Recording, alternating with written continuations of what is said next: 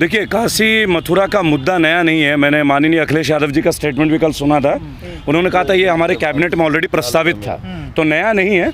और दूसरी एक बात मैं आपको बोलूँगा, देखिए क्या है, मथुरा, वृंदावन, काशी, अयोध्या बीजेपी को एक मैनिफेस्टो है, आप ये समझिए। मैनिफेस्टो होना गलत नहीं है, मैं ये भी आपको बताऊंगा। मैनिफेस्टो होना गलत नहीं है। सभी धर्म के लोग अपने अपने एजेंडाज रखते हैं, और अगर वो किसी को नुकसान ना दे तो कोई हर्ज नहीं है। लेकिन पॉलिटिकली मोटिवेटेड होकर जब चुनाव आते हैं ना, तो कहीं ना कहीं आपके मंशा के ऊपर एक सवाल आता है, आपके कार्यशैली के ऊपर भी एक प्रश्न उठता है। अब जैसे मैंने आपको बोला, आप काशी मथुरा कॉरिडोर की बात करते हैं, क्यों ना राइट टू एजुकेशन की बात करें, क्यों ना प्रेजेंट अस्पतालों की बात करें, क्यों ना पिछले एक साल में उत्तर प्रदेश में जितने लोगों की मृत्यु हुई उनके रिहेबिलिटेशन की बात करें, क्यों ना पता करें कि बनारस में 2-2 फीट में जो लाशों को दफनाया गया, पहली बार हिंदू वैदिक सभ्यता में हिंदू समाज के लोगों ने दफनाया, बराबर अंतिम संस्कार भी नहीं कर पाए। कर रहे हैं काशी में। देखिए, मथुरा में मंदिर बने तो आप विरोध देखिए, मैं विरोध मंदिर का भी नहीं करूंगा, मस्जिद का भी नहीं करूंगा, गिरजाघर का भी नहीं करूंगा, और कोई प्रेरणा स्थल का भी कभी नहीं करूंगा। क्योंकि किसी भी धार्मिक चीज़ों का जो उत्थान होता है ना, वो किसी के खराब के लिए नहीं होता। ये तो धर्म को मानने वाले और प्रचारक लोगों में कमी होती है, चाहे आप किसी भी समाज को उठा के देख लें। आपका क्या पक्ष है? देखिए, मेरा पक्ष एक छोटी सी बात है कि उत्तर प्रदेश की बेसिक रिक्वायरमेंट क्या है, हम उसके ऊपर क्यों नहीं बात करते। इतने सारे पेपर लीक हो रहे हैं, टीटी के पेपर लीक, इतने सारे कॉम्पिटिटिव एग्जाम के, कल अभ्यर्थियों को पीटा गया दौड़ा के। उनकी गलती क्या थी? उनको योगी आदित्यनाथ क्यों नहीं सुन रहे? हमारा प्रश्न इसके ऊपर कि जो मुद्दे हैं उन पे आप कहीं भी नहीं हो। बीजेपी कह रही है चुनाव से कोई लेना देना नहीं, आस्था का मामला है। देखिए, आस्था होना गलत नहीं है। मेरी भी आस्था अम्बेडकर साहब में, मेरी माँ दुर्गा में भी आस्था है, मैं भोले का भी पुजारी हूँ, रुद्राक्षधारी हूँ, मेरी आस्था है। पर मेरी आस्था मेरे काम के आड़े में नहीं आना चाहिए, राष्ट्र के निर्माण के रास्ते में नहीं होना चाहिए, और इस प्रदेश के लोगों के डेवलपमेंट के और हितों के खिलाफ नहीं होना चाहिए। क्या इस वक्त आज पूरा मथुरा छावनी में तब्दील है? ये देखिए, मैं आपको बताऊं, जब भी योगी जी कहीं आते हैं, प्रधानमंत्री कहीं आते हैं, सड़कें साफ हो जाती हैं। आप यहीं पे खड़े, यहाँ से 1.5 किलोमीटर की दूरी पे पंकज सिंह जी, जो नोएडा के माननीय विधायक हैं और हमारे रक्षा मंत्री के पुत्र भी हैं, बराबर, क्या वो भूल गए कि यहाँ पे 5 लाख फ्लैट वाले हैं, अभी तक रजिस्ट्रियां नहीं हुई? कल इनका इतना बड़ा धरना प्रदर्शन था, इनके ऊपर कोई चर्चा हो रही है क्या? ये चर्चा हमें चाहिए। पहला कि आप मकान के रेंट पे कर रहे हो, EMI पे कर रहे हो, लेकिन उसके बावजूद आप अपने घर की रजिस्ट्रियां प्राप्त नहीं कर रहे हो। लेकिन हमें ये समझाना होगा इस सरकार को कि लोगों की प्राथमिकताएं चिकित्सा और शिक्षा प्राइमरी रिक्वायरमेंट है। मैंने बोला ना, राइट टू एजुकेशन। ये अकेला गौतम बुद्ध नगर के विभाग का काम नहीं है, जो बेसिक शिक्षा अधिकारी धर्मेंद्र। अयोध्या में राम मंदिर बन रहा है, काशी में काशी कॉरिडोर बन गया, अगर मथुरा में मंदिर बनाने की कोशिश कर रही है बीजेपी, तो आप लोगों को क्या दिक्कत है? देखिए, मैं एक बात बोलूंगा, ना तो मुझे दिक्कत है ना आपको दिक्कत है। मैं पुनः एक बात बोलूंगा, भूखे पेट भजन गाए ना जाए गोपाला, समझ लीजिएगा। भजन गाने का सबको शौक है, हर तरह से सब सोचते हैं अच्छी बातें करें, अच्छे काम करें, लेकिन भजन के लिए पहले भूखे पेट भी तो नहीं रहना है ना। इस वक्त हमारी बेसिक नेसेसिटी है क्या? रोजगार खत्म है। अगर आस्था से आपको जीतना है ना, तो तमाम पॉलिटिकल पार्टियों को एक डिक्लेरेशन दे देना चाहिए, इंक्लूडिंग बीजेपी, बसपा, कोई भी पार्टी हो, पहले एक डिक्लेरेशन दे दीजिए कि आप राष्ट्र हित, देश हित, या व्यक्तिगत या जाति या धर्म के हित के लिए काम करना चाहते हैं। जाति धर्म पे मेरी बात सुनिए, मैं एक बात आपको बोलूंगा, जब राष्ट्रीय पार्टी की बात होगी, मैं तो कह रहा हूं सबको लिख के दे देना चाहिए, जो नहीं करती वो लिख के देगी, एफिडेविट लिख के दे दीजिए, मेरे एमएलए एमपी अपने इलाके के इतना काम करेंगे, जो भी एमएलए का फंड है मैं इतना काम करके दूंगा। आप विरोध कर रहे हैं मथुरा में मंदिर ना बने? देखिए, मैं अगेन आपको एक बात बोलूंगा, मैं मंदिर का, मस्जिद का, गिरजाघर का, कोई कंस्ट्रक्शन का, आप जहां खड़े हैं ना, दलित प्रेरणा स्थल, ये करोड़ों अरबों रुपए में बना है।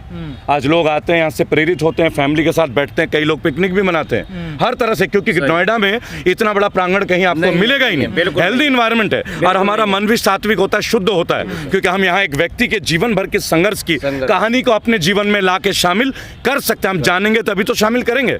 आप एक फिल्म देख लेंगे। आप पक्ष में है मंदिर के? देखिए, मैं अगेन आपको वही बात बोल रहा हूं, आप अगर ये चाहते कि मैं आपके लिए हाँ बोल दूं तो मैं आपके लिए हाँ बोल देता हूं, पर ये मेरा उत्तर तो होगा नहीं। मैं पुनः बोलने से क्यों हिचक? मैं कहीं भी नहीं हिचकता, मैं बागी हूं भाई साहब, रेबल को हिचकने की आदत नहीं। मैं केवल एक बात बोल रहा हूं, पहले प्राथमिक चीजों को पूर्ण करें। अगर आपने प्राथमिक चीजों को पूर्ण कर लिया, आज क्या अभी 1 घंटे में बना दो काशी मथुरा कॉरिडोर, क्या प्रॉब्लम है? आप भी राजनीति कर रहे हैं? देखिए, एक्टिविज्म और राजनीति दो बहुत डिफरेंट फील्ड है, मेरी बात समझिएगा। अगर मेरे राजनीति करनी होती तो शायद राज्यसभा की सीट मेरे लिए बहुत बहुत पहले तैयार बैठी थी। विवादित स्थान है ना, आपको देखिए भी पता मैं अगेन आपको एक बात बोलूंगा, देखिए विवादित स्थान का जो हिस्टोरिकल इन्फॉर्मेशन है आपके मंच में बोलने से पहले एक बार मुझे भी पढ़ना चाहिए। ये भी मुझे बाबा अम्बेडकर साहब से शिक्षा मिलती है। मैं आज कोई स्टेटमेंट आपको दे दूं और मेरी अज्ञानता हो तो पुनः उसके लिए मुझे क्षमा याचना करनी पड़ेगी। तो मैं ऐसा काम नहीं करता जो अज्ञानता कर। उन्होंने कहा जल अभिषेक होगा। मैं तो आपसे एक बात, भी शिव जी के पुजारी हैं। मैं तो एक बात आपको बोलूंगा, शिव जी का पुजारी तो मैं हूँ, मैं चौड़े में बोलता हूँ, भोले का पुजारी हूँ, लेकिन मेरी बात तो सुनिए, मेरी भक्ति ये नहीं सिखाती कि मैं किसी और धर्म पर अत्याचार करूँ। मेरी भक्ति ये नहीं सिखाती कि अपना बाग बसाने के लिए दूसरे के बाग को उजाड़ दूँ। और मेरी भक्ति ये भी नहीं सिखाती कि खून किसी के शरीर में अलग फैल रहा है। मेरी बात को समझिएगा, मैं तब भी भक्त था जब ब्लड डोनेशन कैंप करता हूँ, तब भी भक्त रहता हूँ। अपने शरीर में भी दूसरे का ब्लड लिया तब भी मैं एक भक्त हूँ। बिल्कुल बिल्कुल। उस व्यक्ति का भी ऋणी हूँ जिसने मुझे ब्लड दिया इरेस्पेक्टिव क्यों कौन सी जाति का है, क्या उसका रिलीजन है। देखिए भारतीयता को समझिएगा, मैं भारतीयता में बिलीव करता हूँ मेरे भाई, और भारतीयता में सभी धर्म शामिल हैं, उनका सम्मान करना भी मेरा धर्म है और मेरा कर्तव्य है। अगर कोई धर्म मेरी बात सुनिए, अगर कोई व्यक्ति अपना धर्म परिवर्तन करता है तो मेरे ख्याल से बाबा साहब ने उसके ऊपर भी कोई अनुच्छेद बनाया होगा, कोई आर्टिकल बनाई होगी।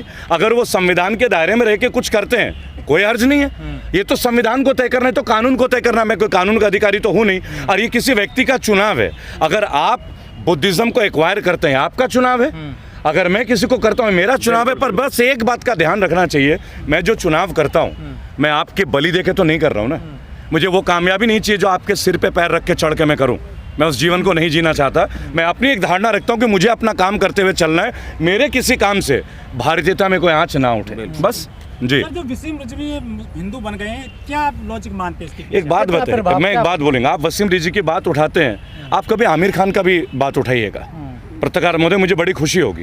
ये वही आमिर खान थे जो 21 साल पहले एक हिंदू ब्राह्मण की लड़की से शादी करते हैं और उनको डिवोर्स देके पुनः किरण राज से शादी करते हैं, वो भी एक हिंदू ब्राह्मण। और बाद में वो बोलते हैं कि देश खतरे में। आपको दोनों ही पक्ष को लेना पड़ेगा। एक्चुअली भारत को खतरा पता है किससे है? भारत को खतरा इन लोगों से है, मुझे और आपसे नहीं है, क्योंकि हम और आप कहीं ना कहीं भारतीयता के एक दूसरे के पूरक हैं। आज भी अगर हम कहीं गिरे सड़क पे तो साधारण भारतीय हमें उठाने के लिए आता है, लेकिन ये भारतीय वो लोग हैं जो हमें उस खड्डे में ढकेलने का काम कर रहे हैं। चाहे कंगना रनौत जैसे लोग हों, चाहे वसीम रिजवी जैसे लोग हों, और ऐसे और भी बहुत सारे लोग हैं। लिस्ट लंबी है, इनके बारे में बात करके हम समय क्यों खराब। कंगना ने और राष्ट्रवादी पार्टी का प्रचार करेगी। अब आप लोग सोच लो। देखिए मैं तो एक बात बोलूंगा, सोचना तो मुझे और आपको दोनों है, क्योंकि आप भी एक वोटर है, मैं भी एक वोटर हूँ। मैं अपने हिस्से का वोट दूंगा, मैं आप अपने हिस्से का वोट दोगे। और पत्रकार महोदय मैं एक बात आपके कैमरे में दोबारा बोल दूंगा, मैंने जीवन में पहला वोट 2013-14 में फर्स्ट वोट मोदी जी को दिया था। मैं अपनी गलती का प्रायश्चित कर रहा हूँ, आप अपने हिस्से का करें। मैं स्वयं स्वीकार करता हूं इस मंच पे कि मैंने पहली वोट अपने लाइफ की मोदी जी को दी थी। देखिए मैं अपना, अगर अब भी आपको लगता है जिस मंच को मैं धारण करके और चल रहा हूं, तो शायद ये सवाल आपसे ज्यादा लोगों के लिए कष्ट है। हिंदू धर्म मजबूत हो। देखिए मेरे हिंदू धर्म की मजबूती के लिए ना मुझे किसी व्यक्ति का पॉलिटिकल पार्टी की जरूरत नहीं है। मैं गर्वित हिंदू, और उससे पहले मैं गर्वित भारतीय हिंदू हूँ। पहले मेरी बात को समझिएगा, मैं भारतीय हूँ पहले, बाद में हिंदू और मुसलमान का कैटेगरी है। प्लीज आप कंट्री फर्स्ट, पहले भारतीय, nation first, one nation one theory. देखिए मैं एक बात बोलूंगा, हम विरोध करते हैं सरकार की बैड पॉलिसीज का। आप अच्छा काम करेंगे, हम आपके अच्छे काम में सपोर्ट भी करेंगे। करके दिखाइए तो सही। बिल्कुल बिल्कुल आप कीजिए ना, सही बात, बिल्कुल करेंगे। आप सेंट्रल पैरामिलिट्री फोर्सेज का पेंशन लागू कर दीजिए, मैं आपको वोट दूंगा आपके लिए। आप कीजिए अच्छे काम, लेकिन आप ये नहीं करेंगे। लेकिन हर नेता को पेंशन मिले वो काम आप कर रहे हैं। पार्षद बनते 1 पेंशन, एमएलए बनते 2, एमपी बनते 3, मंत्री बनते 4, लेकिन 35 साल जो पैरामिलिट्री, बीएसएफ, सीआईएसएफ, सीएपीएफ के लोग हैं, उनके लिए आपका पसीना नहीं पसीजता, इसलिए हमारा विरोध है। लेकिन केशव प्रसाद मौर्य ने जो बयान दिया था मथुरा को लेकर, वो कह रहे हैं अपने बयान पर मैं अभी भी हूँ कायम। देखिए मैं एक बात, वो केशव प्रसाद मौर्य है भाई, वो केशव प्रसाद मौर्य। वैसे मैं एक बात आपसे पूछना चाहूँगा, कोई मुझे बता सकते हैं क्या? मुझे इसके बारे में ज्ञान नहीं है। मौर्य जो हैं वो इंडिया के जो सिस्टम है किस कास्ट में आते हैं, मुझे इसकी जानकारी नहीं, आप बता सकते हैं? वो पिछड़े वर्ग में आते हैं। तो शायद ये सवाल उनसे बहुत अच्छे तरह से उनके गांव में जाके आपको पूछना चाहिए कि देश के तमाम लोग, विशेष तौर पे पिछड़े वर्ग के लोग, जो समुदाय के लोग हैं, वो आज उनके जीवन में हाहाकार मचा हुआ है। ऐसे में केशव प्रसाद मौर्य को ऐसा कौन सा मल्टीविटामिन मिल गया है, वो मल्टीविटामिन हमें भी शेयर कर, हमें भी शेयर कर दो। क्यों भाई साहब, गलत तो नहीं है? चुनाव से पहले क्यों उठते हैं भाई? चुनाव के समय से तो मल्टीविटामिन की जरूरत पड़ती है ना, 24 घंटे काम कैसे कर पाएंगे? बिल्कुल बिल्कुल, उनको बोटॉक्स के इंजेक्शंस लग जाते हैं। देखिए मैं एक बात बोलूं, देखिए आज की डेट में एक बात और आप जान लीजिएगा, वर्तमान में बीजेपी का शासन नहीं है, वर्तमान में मोदी जी का शासन है। अब बीजेपी से ऊंचे मोदी जी का कद हो गया है, क्योंकि आपको एक बात समझना होगा, जो भी पॉलिटिकल पार्टी का जन्म होता है ना, उसका जन्म देश के अच्छे के लिए होता है, चाहे वो बसपा हो, चाहे सपा हो, चाहे कांग्रेस हो, आम आदमी पार्टी, हर पार्टी का उद्देश्य देश के अच्छे के लिए होता है। लेकिन दिक्कत ये है, ये पार्टी अपने मुख्य लाइन को भूल के अब मोदी पार्टी हो गया। आप समझिएगा बात को।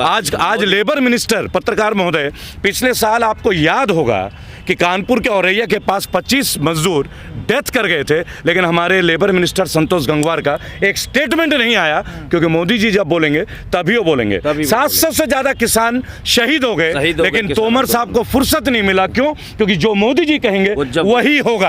आप समझ रहे मेरी बात? तो मैं भी आपके मन से एक बात बोल देता हूं, आप कोशिश करते रहिए। बंगाल हमने करके दिखाया, किसान आंदोलन का रिजल्ट आपके सामने। उत्तराखंड परिवर्तन के दौर पे आगे 2024 हमारा मिशन। आखिरी कमेंट साहब, आप देश भर में घूमते हैं, जो गुड़गांव में हो रहा है नवाज को लेकर, उस पर क्या कहना है आपका? केवल गुड़गांव को फोकस मत कीजिएगा, मैं आपको एक बात बोलूं, भारत को फोकस कीजिए। ये बहुत साधारण घटना है। आज मेरी बात सुनिए, आज के मेरे को बात कंप्लीट करने दीजिएगा। अधूरी बात जो होती है ना, वो ट्विस्ट हो जाती है। एडिट मत कीजिएगा, ऑन रिकॉर्ड बोल रहा हूँ, रिकॉर्ड हो रहा है मेरे फ़ोन पे भी। मैं आपको एक बात बोलूँगा, भारत में आजकल इस तरह की घटना होना ना बहुत साधारण बात हो गई है, इसलिए कि इन घटनाओं को इतना ज़्यादा प्रोजेक्ट कर दिया गया। मॉब लिंचिंग, मैं जिस शहर से आता हूँ, जमशेदपुर टाटानगर, पहले बिहार था, अब झारखंड है, बंगाल, उड़ीसा और झारखंड के बॉर्डर में, और तबरेज़ नाम के एक व्यक्ति और एक यंग लड़के को, जिसकी वाइफ प्रेग्नेंट थी, पुलिस के कब्जे से घसीट के मार दिया जाता है। आप समझ रहे हैं मेरी बात को? उस घटना में क्या हुआ, या मनीषा बाल्मीकि कांड, आप समझिएगा, आप कुलदीप सेंगर का कांड, हमारा विरोध हर उस जगह रहा है। मेरी बात सुनिए, एक विरोध को लेके नहीं चलेंगे, अभी हमारा फोकस एक बात को होना चाहिए। मैंने क्या बोला, एक बाग बसाने के लिए दूसरा बाग को मत उजाड़िए। अगर आपको एक बाग बसाना है तो दूसरे बाग का भी मेंटेनेंस उसी लेवल पे इक्वालिटी के साथ करना है, तब ये देश सुरक्षित है। मिशन 2022। हिंदुवादी संगठन कह रहे हैं कि कुछ दिनों में यहाँ मस्जिद बन जाएगी। देखिए, मैं एक बात आपको बोलूंगा, आप हिंदुवादी, इस्लामिकवादी, ये दोनों को कैटेगराइज मत कीजिए। मेरी बात मैं दोबारा बोलूंगा, अगेन आपको रिपीट करके, मैं गर्वित भारतीय हिंदू हूं। पहले भारतीय, country first, caste and religion the secondary option, remember कीजिए। और मुझे गर्व है, मैं ऐसा हूं, पहली बात। क्योंकि एक बात सुनिएगा, ये बात को कंप्लीट होने दीजिएगा, हिंदू होना कोई जुर्म नहीं है, लेकिन हिंदुत्व का ठेकेदार जो है ना, वो ये नहीं। यार, आपको 4 पंक्ति बस बोल लेने दीजिएगा। आपने बोला तो मेरे मन में ख्याल आया, आप सुन लीजिएगा बहुत अच्छे से।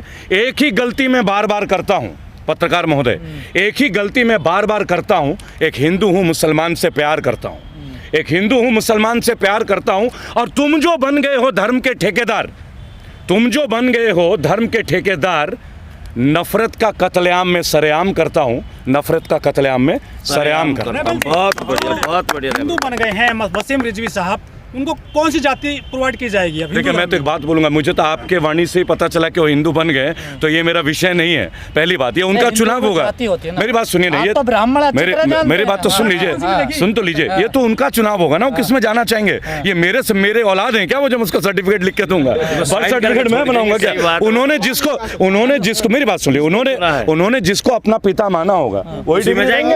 हमारे यहाँ वर्ण सिस्टम है, आप भी जानते हैं, नागरिक शास्त्र पढ़िए, पॉलिटिकल सिस्टम पढ़िएगा, जातियां भी है, वर्ण भी है, समझिए, आप पढ़िएगा, नागरिक शास्त्र पढ़िएगा, ठीक है? मेरी बात तो सुनिए, क्या बदलता है नहीं बदलता ये मेरा प्रश्न नहीं है, ये कानून की बातें हैं, कानून की जगह में करनी चाहिए। आप एक एक्टिविस्ट से बात कर रहे हैं, सही गलत मेरे हिसाब से जो लगेगा वो भी मैं संतुलित भाषा में ही आपको बता पाऊंगा। कारण है, इसमें भी उन्माद हो जाता है। पत्रकार महोदय, एक बात और आपको बता दूं, क्या पत्रकारिता का स्तंभ जेन्युइन है? आप मुझे एक बात बताएं, क्या कोई पत्रकार भी इस बात का फोर्स कर सकता है कि आपको इनको मानना चाहिए? नहीं, कदाचित नहीं। हमारा काम क्या है? सही को उठलाना, गलत को लाना, फैसला तो आपको और जनता को करनी है। और अपनी सगति के, मेरा अगर विश्वास किसी पे है वो मेरी अपनी जगह है, पर मैं आपकी हत्या करके ऐसे विश्वास नहीं चाहता। रेबल जी, हम खड़े हैं, दलित प्रेरणा स्थल है ये, और सामने जो फिल्म सिटी है देश की सबसे बड़ी, एक भी मीडिया कर्मी नहीं आया दलितों का प्रोग्राम अटेंड। मैं अभी 20 मिनट पहले एक लाइव हुआ था, यहाँ पे सरेआम गौवंश घूम रही थी, मेरा लाइव देख लीजिएगा आप। सुनिए, मेरी बात सुनिए, मीडिया कर्मी नहीं बोलेंगे आप गोदी मीडिया क्यों नहीं बोलते? अच्छा चलिए, आपके मन से एक बात का पर्दाफाश करते हैं। एक बहुत बड़े मंत्री ने 3 साल पहले हमसे एक बात बोला था, मेरे को किसी का नंबर आया कि आप इस स्टूडियो वाले से बात कर लीजिए, आपका इंटरव्यू हो जाएगा। हर न्यू कमर की तरह मुझे भी लगा कि नेशनल चैनल पे चले जाएं भाई, टीवी में दिखेंगे। मैंने फ़ोन किया तो मुझे ये नहीं पता था कि नेशनल टीवी, मुझे लगा था कहीं यूट्यूब वगैरह का चैनल होगा। मैंने उनको कॉल किया तो उनका जवाब था, यूट्यूब में तो कुत्ते भौंकते हैं, यूट्यूब में कुत्ते की तरह भौंकते हैं। समझ रहे हैं ना आप मेरी बात? लगा तो हमें बहुत बुरा, पर आप जैसे कुछ पत्रकार भाइयों ने हमें बड़ा साथ दिया। 2 साल की मेहनत में ना ये तमाम सैटेलाइट चैनल को हमने फेसबुक और यूट्यूब में ला के पटक दिया। ये आप लोगों की पहली जीत है, पहला। और अब जब मैं उनसे 3 महीने पहले मिला तो उन्होंने मेरे से एक बात कहा, यार रेवल भाई, हंसते हुए, गुटखा खाते हैं, थूक दिया उन्होंने। मैंने कहा गुस्सा भी थूक दीजिए नेताजी, अब है ना, कुत्ते तो भौंकते ही है ना, आप गुस्सा थूक दीजिए। की बात कर रहे हैं क्या? नहीं, मैं नाम बताऊंगा आपको। तो उन्होंने बोला, रेवल भाई अभी भी ना आप टीवी में नहीं दिखते। तो हमें लगा कि आज इनको जवाब देने का उचित वक्त है। तो हमने एक बात बोला, हमारी तरह जो मंच वाले धारण लोग हैं, जैसे आप लोग हैं, हमारे भाई हैं, हमारे सीनियर, ये भी हमारे सीनियर ही हैं। तो हमने बोला अगर हमें देखना हो ना तो 30,000 की टीवी नहीं, 2 लाख का स्मार्ट टीवी खरीदने का औकात रखो। ये है एक्टिविज्म, ये है यूट्यूबर्स, ये है फेसबुक पे।